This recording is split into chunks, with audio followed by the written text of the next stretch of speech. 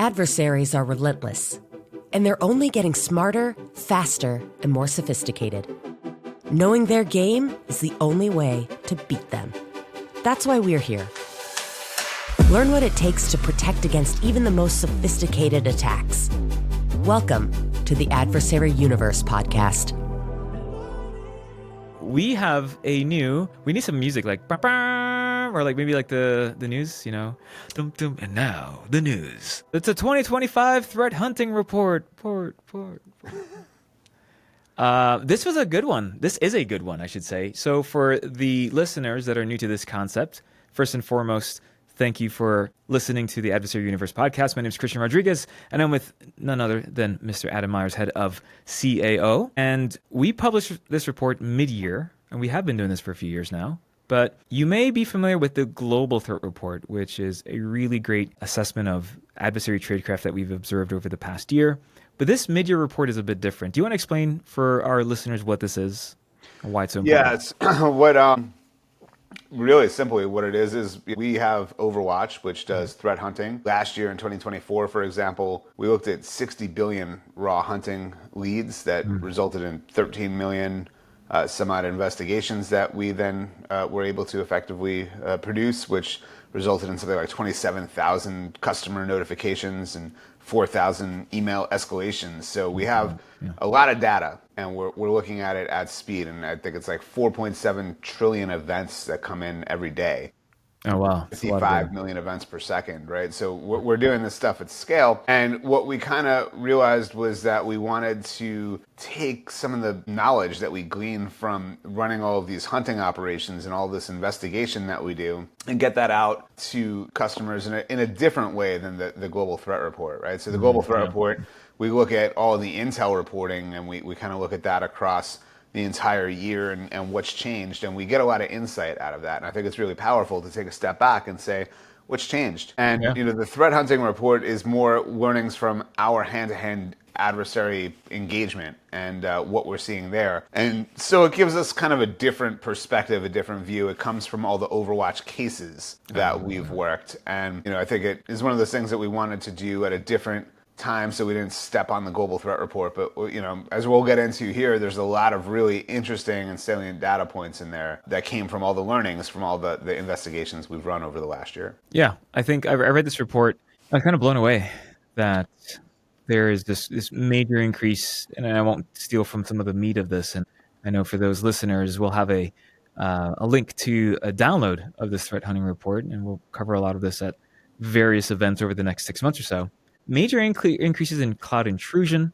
For example, Overwatch observed a 40% year-over-year increase on some things coming out of China, and which I would love to dig in with you. And then some interesting areas on verticals and industries that are being targeted, where we saw some increases, specifically in the tech sector, that I'd like to unpack with you today. But what are some notable key findings that you'd like to kind of spend some time on today? One of the first ones, if you go back to the Global Threat Report, we noted a 25% increase in cloud intrusions.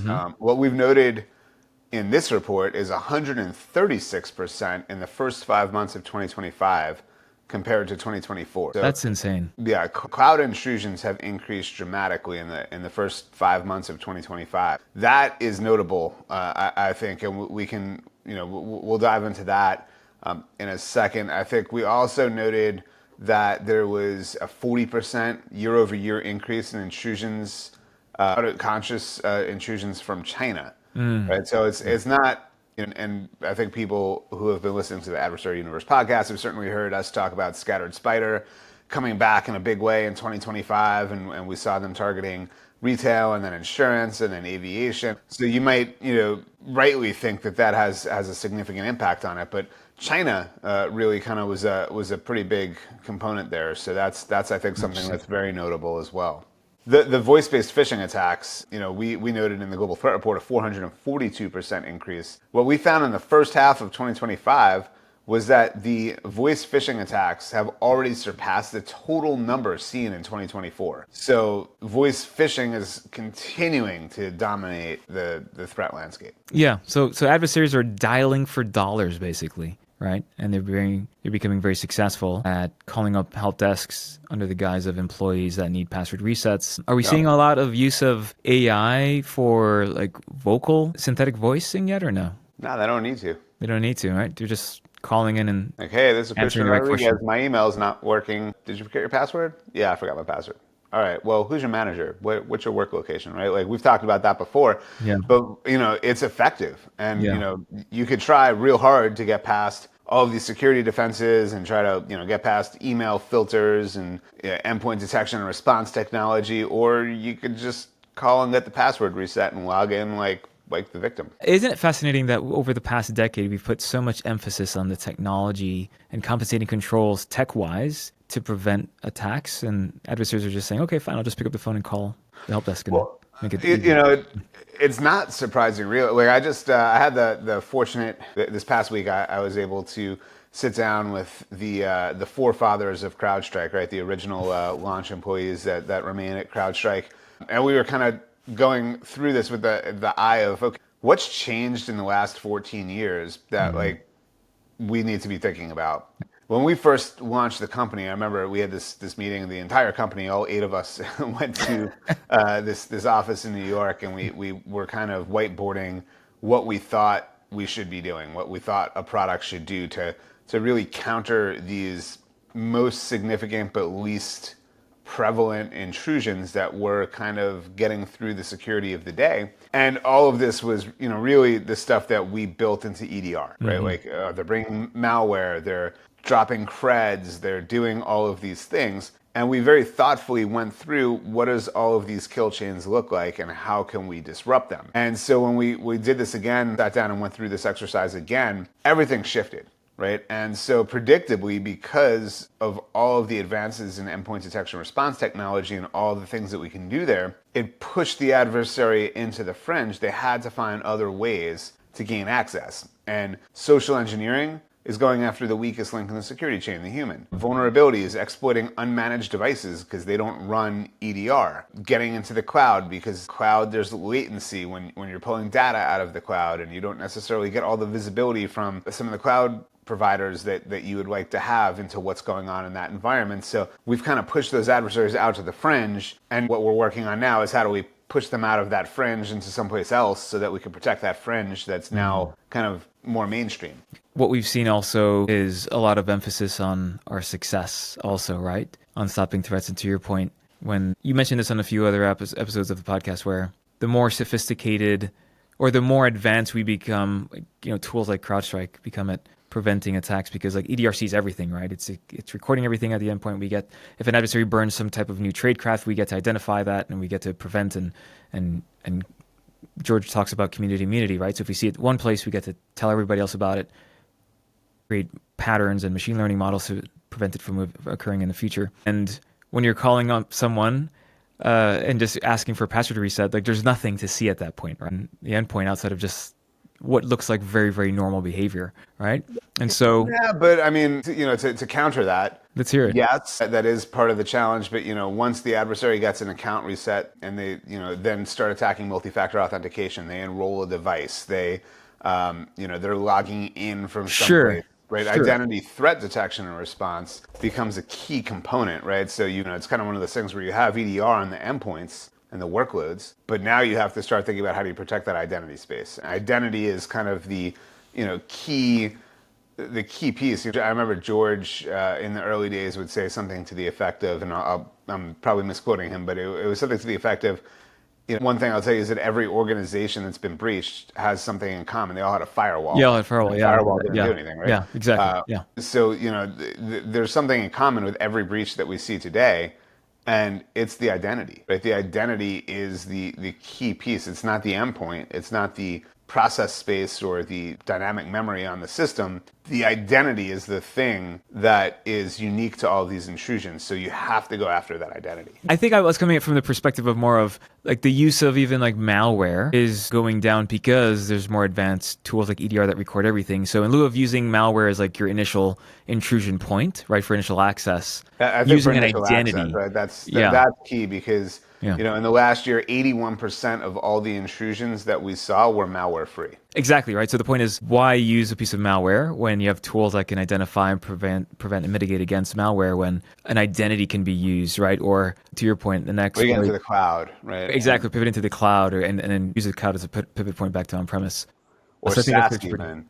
But Yeah, what's SaaS. notable in this threat hunting report, I just threw out that stat, 81%. I think worth calling out that in the global threat report, it was 79%, right? So it's still eking, even in the 6 months between those reports, it's noticeably eking up. Oh, interesting. That's interesting.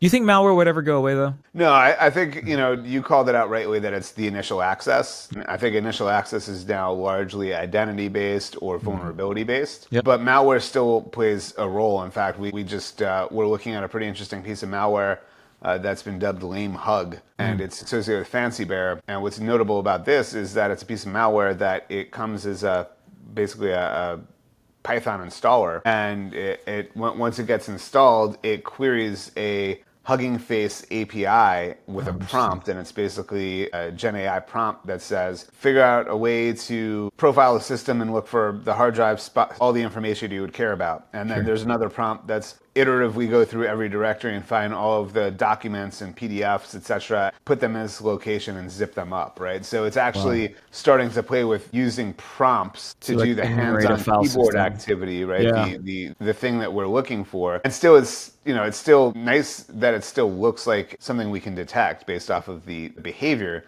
But it's interesting that they are kind of using GenAI to do it instead of explicitly writing the tools and deploying it into the malware, which lowers the detectability. That's fascinating. I think when we do our next AI episode, we should unpack that one a little deeper. I think that's for sure. Every episode now is an AI episode, I feel like. Honestly, I would say we mentioned AI. It's just mainstream. Everyone. Yeah. Past 6 months have all been around AI in some capacity. There's an interesting stat also I noticed in this report around the government sector, actually. Yeah. A major increase in government sector, roughly 71% year-over-year increase in intrusions targeting government, right? And 185 are targeted intrusions, 185%. Year-over-year increase in targeted intrusions. Versus indirect. While it's going up, and eCrime plays a role there, we're seeing the nation-state threat actors are really increasing their targeting. I'd say just this summer alone, we've seen so much Murky Panda that the services team is calling it the summer of Murky Panda. Oh, wow. It doesn't roll off the tongue well. It doesn't, yeah. Maybe we'll use GenAI to come up with a more... We should come up with a better name for that. Streamlined phrase there, but really. The fact that Murky Panda is kind of popping up everywhere, and their intel collection is prioritizing going after things related to international trade, right? That's significant because this one lets us see what some of the things that China's really worried about are because of the tasking of their intel operations, but also, it's kind of terrifying that they're able to just task so quickly, right? Like this trade war we're kind of in is only a few months old, and it's already made its way into cyber collection, direction. Wow. I want to go a little off script here, actually, Adam. How big are these teams? Like, let's talk about Murky Panda for a second, right? Especially when you're a defender, you're behind your keyboards, and there's a team. You're an enterprise. There's a team of maybe 10 if you're lucky, right? Depending on your average size enterprise here in the U.S. I just did several EBCs a few weeks ago, and a lot of the companies I met with, their teams are no bigger than maybe sometimes 5 or 6 guys, right? And we're talking about 5 or 6 guys that are security-wise protecting tens of thousands of endpoints per org, right? How many people are operating in like a group like Murky Panda, for example? What does that side look like? It's not just the group either, right? Like, you got to remember what we've been seeing is that China, for example, has been investing in obfuscation. So they're using what we call operational relay box networks, so compromised Soho routers. And so they've got contract organizations that we've reported on, and we've seen indicted groups like iSoon and Chengdu 404 and some of the groups we've talked about previously. They all play, it's really the offensive cyber industrial base of China, right? There's companies, there's academia, is the operators themselves, are kind of the pointy end of the stick there, but there's a whole bunch of other stuff behind that. So it's not proportional, right? It's very asymmetric what the defender has to deal with. And if you've got 5 people that are trying to defend the organization and do patching and do this and do that, and then on the other side of the wire you've got 5 defense contractors, an entire university in Shanghai, and then, 40 or 50, high-end operators associated with a particular group inside of the Ministry of State Security.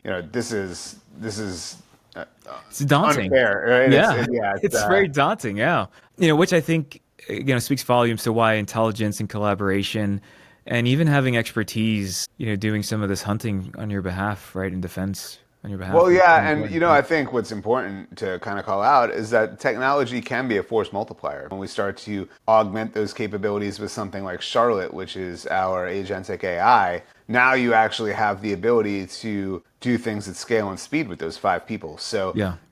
I think we're getting into this AI arms race where what used to be a disproportionate battle between offensive cyber operators and the good guys trying to defend against it. Now the good guys have AI that they can bring to bear, but so do the bad guys. Yeah. So it's very much a escalating conflict where it's not just about the people, it's also about the technology. I do want to emphasize the people because I think this underscores why counter-adversary operations is so important, right? Yeah. Because now you have your teams doing all of this threat hunting, they're disrupting the adversary, and that in itself is also a force multiplier for that 5 or 10 or even 15-man shop that could be limited on resources or the ability to respond to these pretty sophisticated threats. And your team gets to see all of this happening on a global scale, right? So I think that's a very important thing to highlight as you read this report, by the way, listeners. Just know that our team, Adam's team, doing all this hunting, they get exposed to a lot of new tradecraft, and it's a lot of cyber warfare, right, that they're engaged in. And I think the telemetry we're capturing is so crucial to again being a force multiplier on what your defense strategy is, what your threat hunting efforts are, how we can operationalize intelligence more effectively. So yeah, I think this is fascinating. And that's why we created CAO, right? Was to take the intelligence and the threat hunting and co-locate them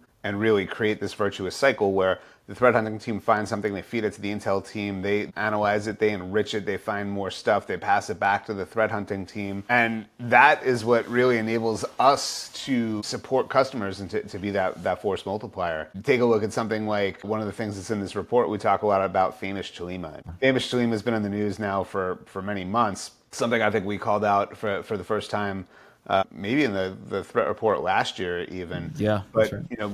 In the last 12 months, we've caught them at 320 organizations. It's a 220% increase year over year. And they're leveraging GenAI and they're creating, resumes and LinkedIn profiles and personas, and they're augmenting their operations and they're doing it at speed. And this is an area where when I talk to companies and I talk to, boards and things like that, some of the things that they're very concerned about is how do we deal with this, right? Because we can deal with it in the SOC, right? And we can deal with cyber threats, but when we have to bring HR into the equation, it's an HR issue. And there's all kinds of legal issues that could come up when you start to involve how do you deal with a candidate coming in from an HR perspective, but you think they could be a foreign operative. Yeah, and for those listeners not familiar with the famous CHOLLIMA narrative, essentially famous CHOLLIMA is an extension of the DPRK that has been embedding agents, or basically under the guise of developers, embedding these agents in hundreds of companies across the globe for exfiltrating data, or they're basically getting hired, pretending to be operating out of the US, for example. And once hired, they get into your environment and they're developing software. We've seen use cases where they've used malware, I think Beavertail is one of the malware families that were used in some of these DevOps guys embedding malware in some of the applications that they've been focused on. And the funds, their salaries are basically funding the DPRK's weapons program, right? Or again, they're using that opportunity to access sensitive data or IP. And so 300 plus companies, I think that's fascinating, right? To see that they've infiltrated these companies through it's like one with a day, HR. Right? When you think about that, it's one a day. That's what we're seeing. Who knows where, we don't obviously have, complete coverage, right? There's plenty of other customers out there. Or enterprises out there. Enterprises out there, I should say. Thank you. That have hired these guys. And, in some cases, they've been there for 12, 18, 24 months even. Wow. And then, the broad landscape has kind of been, there's some interesting stats in the report as well. For example, just looking at the amount of activity we've seen that's eCrime is almost, I think it's 73% or something like that. Wow. So the eCrime ecosystem is thriving as well. And one of the things that we're starting to kind of get real concerned about is when you look at something like Scattered Spider, and I've talked about this before, that they've kind of emerged from the Minecraft and the Roblox world and developed this pedigree for SIM swapping. But we're starting to see that some of the SIM swapping community that is part of that, what we call the COM, that we're seeing that they're overlapping now with Russian ransomware threat actors. Oh, wow. And so, as these groups start to kind of develop that operating capacity and start kind of sharing information and working together, I think we're going to see that ransomware problem get worse before it gets better. Oh, that's interesting. One interesting additional stat that's in this report, I love this graphic, by the way. So for those listeners, once you get access to this, I think you'll probably spend a lot of time sharing this with your board and sharing this with the rest of your teams. But it actually highlights the amount of interactive intrusions broken down by sector. And at the bottom of it, there's also a reference between the increase in activity or decrease in activity tied to both nation state and eCrime groups. And I noticed that technology... There's not a single one that went down. Yeah. Did technology not decrease for eCrime? Technology as a targeted sector. Yeah, that's the only one. That's the only one that went down. 12% less technology targeting from an eCrime perspective. From an eCrime perspective, but if you look on the nation state side, it increased by 99%. That's insanity, right? Which then speaks to this. Can guarantee we should have an episode with a guest speaker on how the technology sector is being targeted so heavily by both eCrime and nation state groups. And I think we've covered this in a previous episode where if you target the technology stack, or if you target the consulting companies, right? Now you have access to their customer base, and the impact is going to be larger, right? So is that what we're seeing here, where nation states are also increasing or picking up on this idea that if I impact a tech company, then I have access to that customer base, and then my reach is a lot farther than individual enterprises. Yeah, I mean, it's an enabler, right? It's adjacent, and like everything depends on technology. We've seen China has been absolutely a beast of a threat actor out there. We're seeing them in every vertical, every geo. They're increasing their operations, the pace of operations, and they're getting better. Every iteration. They care about OPSEC for the first time. They've really kind of dialed in what they're doing. And then we see, I mentioned the Lame Hug, which is a Fancy Bear tool. We've seen North Korea. So, I mean, I think that the investment that they've been making into these offensive operations is giving them the ability to do it at speed now and to do it at scale, which is really I think what's manifesting here. And then we're also seeing so many new eCrime groups emerge, and there's dozens of new ransomware that have been coming out every month, and trying to figure out how that ecosystem has been evolving is another big challenge, and it's why we have such a massive effort in terms of tracking eCrime threat actors here at CrowdStrike. There's a really great graphic that I can't wait for our listeners to get a hold of, which really breaks down, and it's just a fraction of some of the adversaries we're tracking and the verticals and the industries that they've been emphasizing over the past year or so, like and geo, right? And geo. It's kind of like that, looking at which threat actors target which verticals and which geographic regions, and pick a region. It's really amazing that they were able to get it into one graphic and fit it on a page. Yeah, I know. It's actually pretty impressive. I'd love a poster of this one. Yeah, actually, that's not a bad idea. We should make a poster of it. Yeah, it's a really great graphic, great poster. And we are looking for your feedbacks. If you get a chance to download this threat hunting report and you check out this full breakdown of adversaries and the geo background with full breakdown of the industries that they've targeted, I think would love your feedback on how it's helped your business, right? And how it's helped your enterprise, and get a little better understanding on who these adversaries are, and if your industry has been impacted by that. I want to touch back on the government side too, because we did see an increase in nation-state activity targeting the government, specifically nation-state increase on government increasing by 185%, right? What do you think that's attributed to right now? Are we coming into a moment of like elections again, or what do you think is driving that activity? No, I think it's intel collection, right? And when we think government, don't just think U.S. government, right? This is global.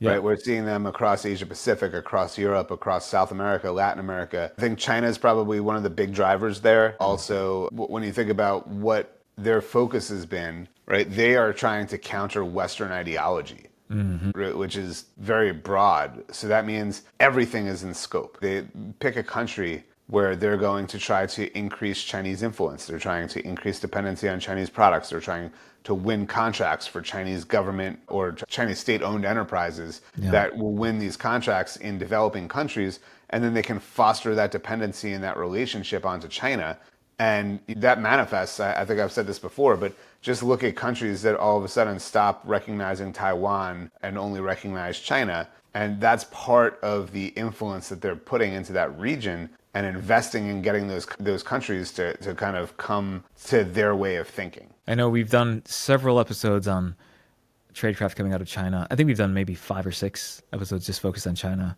And it seems based upon the activity we're observing that we'll probably have at least 2 more this year just because of the massive increase in activity coming out of China.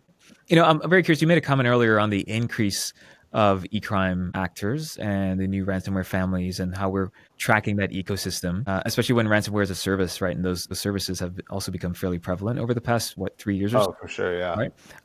Are you seeing any groups die off at all? The good news is we have seen a lot of law enforcement disruptions over the last year. In fact, there was a pretty big one pretty recently. They took down No Name, which was a VPN service. They took down, we helped disrupt some other ones as well. I think the law enforcement disruptions are great and it's the right direction. I think they need to increase the pace of that and keep the pressure on the adversaries. And that's how you raise the cost of doing business for them. On the flip side, when they disrupt some of these ransomware as a services or eCrime services, more broadly, they're not disrupting the actual users of that service. So I think we need to start rethinking the calculus there and figure out how can we apply more pressure to the actual users? Because if you take down BitLocker, you didn't disrupt the ransomware as a service users. They're going to find another platform to use, right? And I think we need to maybe have a think about that aspect of it. How do we actually disrupt the people that are doing the activity on that platform? Because when you're taking away the platform, they're just going to find a new one, and there's 5 waiting in the wings at any given moment. So I think that's important. The other thing that I think is pretty notable when we talk back about the graphic that has which threat actors and which geographic regions, it's a lot of Spider and it's a lot of Panda. Yeah, I saw that. So I think there's a couple of kitten actors pretty prevalent in the Middle East, but outside of that, it's Pandas, it's Spiders, and that is showing you who the main players are in that space. Okay, you also mentioned something amazing on the ecosystem or the services and the users of the services that are out there.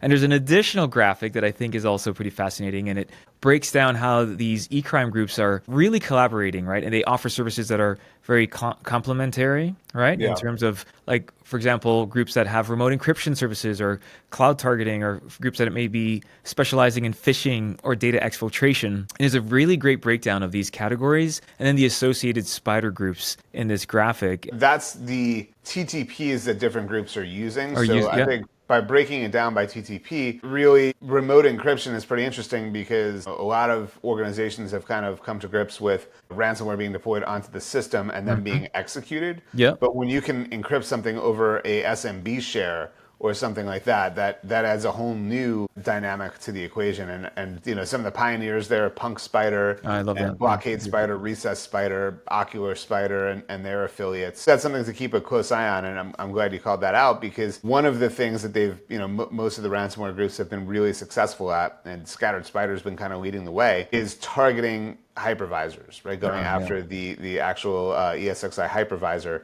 And maybe this is an indication of groups that are trying to do it a different way, or they've found that organizations aren't using hypervisors as much, or they've locked down access to the hypervisor, which I hope they have, because that's absolutely something that needs to happen. Absolutely. Yeah. And so maybe one of the things driving them towards that SMB remote encryption is that they're finding that some of these things are becoming harder targets. I think it's another really great graphic, right? So again, something that you may want to print out if you're in office again, or if you have a home office where you hang can it up on your cubicle wall. Little cubicle, exactly, right? The little push pin in this one. It's a really great graphic, and there's so much good content in here. You mentioned Blockade Spider. I don't think we'll get into the anatomy of how we disrupted them. That's up and coming. Yeah, I was going to say Blockade Spider is in almost every single category on that chart. Yeah, exactly. I saw that, and so we break down the anatomy of an attack and how it's actually mapped to the different products we have here at CrowdStrike, which I think is maybe better suited for a follow-up conversation and a deep dive into Blockade Spider's tradecraft. But it's Yeah. pretty fascinating how we've been tracking every single step and all the stages of their attacks, even beyond We what we actually have would a see. deep dive on Blockade Spider in the report with a chart that shows what they do and then when we were able to interdict them. I think that's what you're Yeah, referring exactly. to. Yeah. Yeah, exactly. I think that's a really great graphic as well. So would love to dissect that one in a different session. Also, there's a whole section in the report about hunting Operator Panda and how we've been able to kind of start to instrument next-gen SIM and some of the other systems that we have to really start to hunt for Operator Panda. They've been in the news again recently. There was just DoD, USG put out a memo talking about Operator Panda, which is what was caught a lot of people's attention. I think Salt Typhoon is another name for it. And it was something that targeted telcos. It went after and stole data from President Trump when he was running for office. Oh, wow. Hit a bunch of telcos, but they just came out and also said it hit a state national guard. And so I think we're learning more about that adversary. And so there's a whole section about how to hunt Operator Panda in your environment. I love this.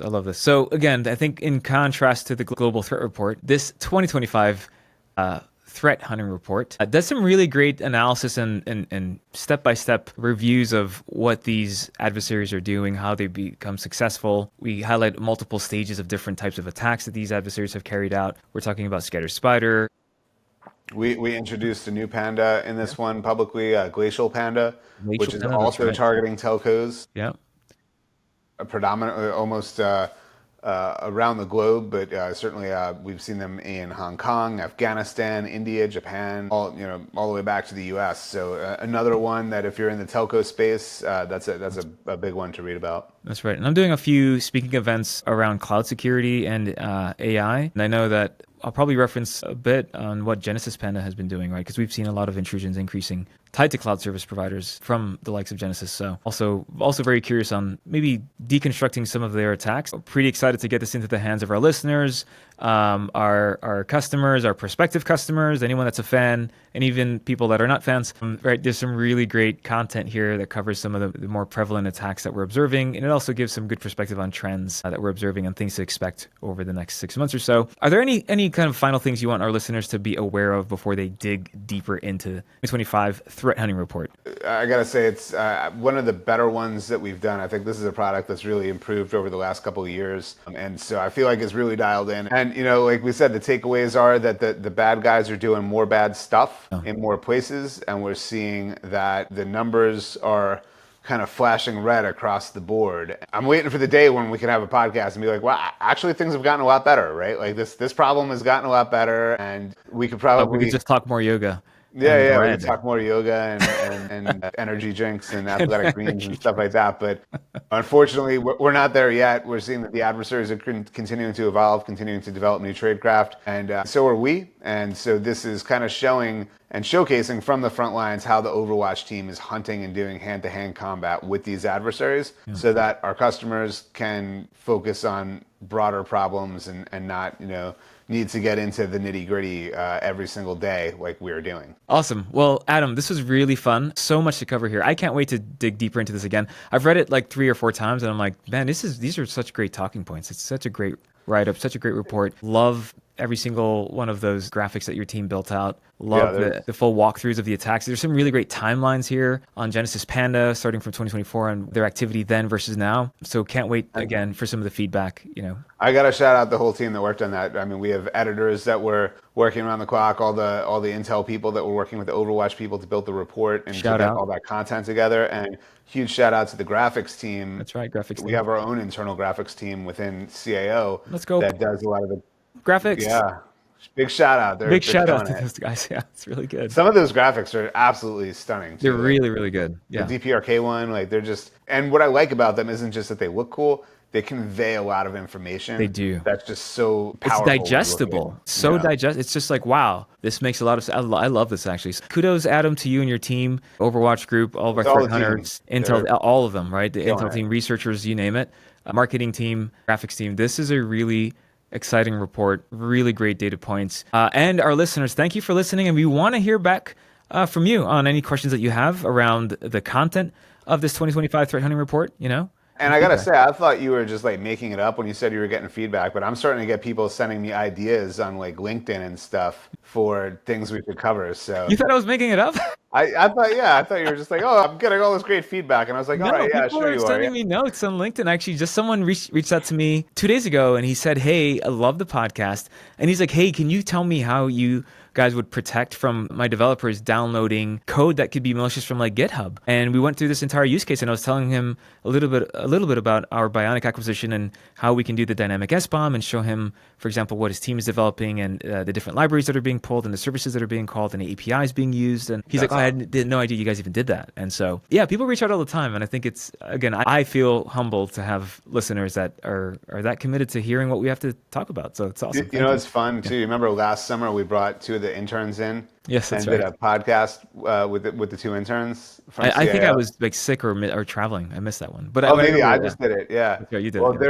they both start full time pretty soon, and the first thing that they're doing is going for cloud trainings. Oh, love that. Yeah. So it's kind of cool to they and the reason I bring that up is they were the ones that first sent us an idea that was like, hey, you should cover this, and I was like, great, you guys should come on the show. Yeah. And love so that. so they're coming on full time, and we're gonna turn them into cloud intel analysts. I love that. So you heard that. If you send us an idea, you may get hired. Yeah. Maybe. No promises. Legal's going to cut this out. Okay. Shout out legal. Shout out legal. Bah, bah, bah, bah. This is the Adversary Universe podcast. Adam, thanks so much. See you guys later. Y'all, thanks. Thanks so much for listening to this episode. If you like what you're hearing, subscribe to our podcast and head over to CrowdStrike.com/adversaries to learn more about the many bad guys we track. Thanks for listening, and we'll see you next time on the Adversary Universe podcast.